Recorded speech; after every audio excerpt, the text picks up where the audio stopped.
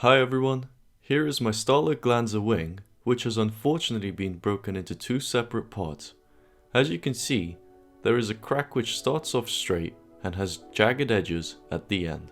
However, both parts easily line up without any pieces missing, making it feasible to fix.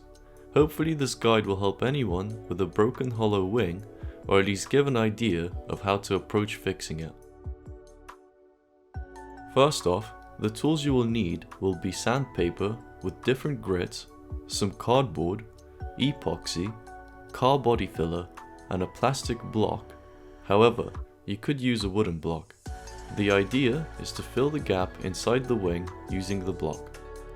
The width of the wing is 1.3 meters and the length I used for the block was 80 millimeters to provide an even support on both sides. The approach I took to fixing my wing started with sanding the inside of both parts of the wing to ensure the epoxy has good contact. Also, make sure to clean the surface.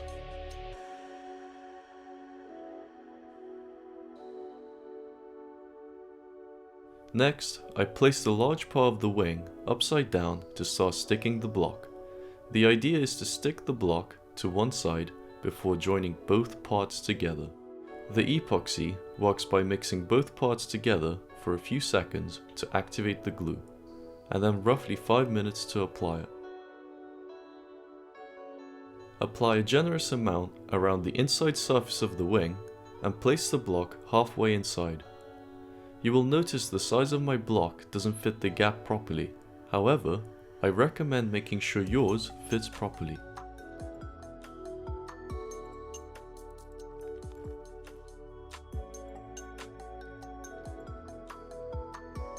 I then left the epoxy to set overnight before joining both parts together. Next, I propped up the wing using some books to rest on the damaged part and help join both parts together. You may have to sand some of the overflowing epoxy as both parts won't align.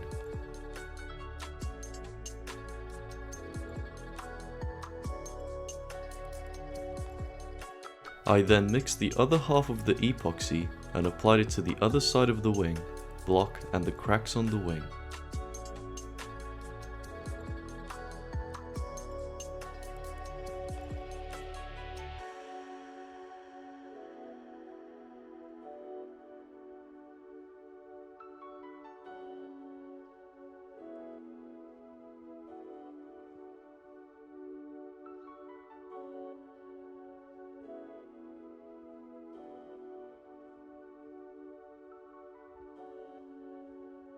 And finally, I left the wing in a fixed position using some toolboxes on either side of the wing for it to set overnight.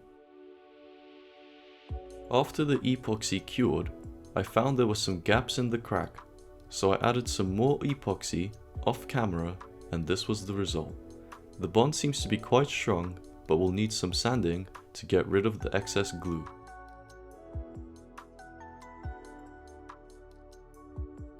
I used both 60 and 180 grit sandpaper to remove the excess glue, which overall took some time, adding up to a couple hours of work.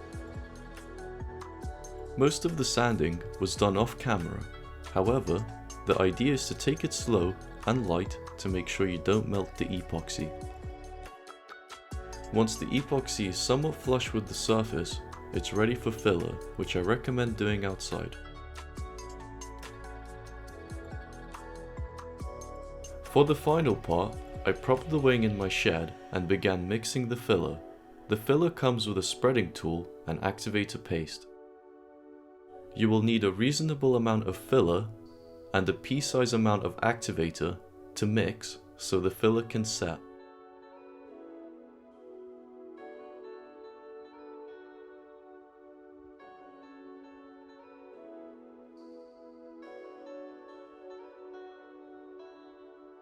Then, apply the filler as flat as possible to avoid air bubbles.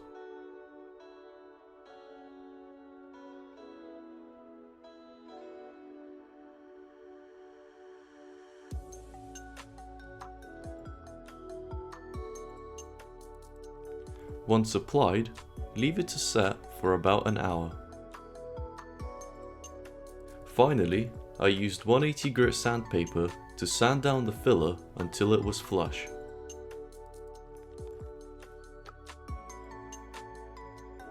So this was the final result, which I think turned out well, and is quite rigid.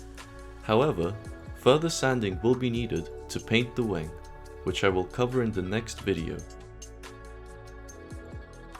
I hope this guide helped. If you liked this content, leave a like and a comment, otherwise thanks for watching.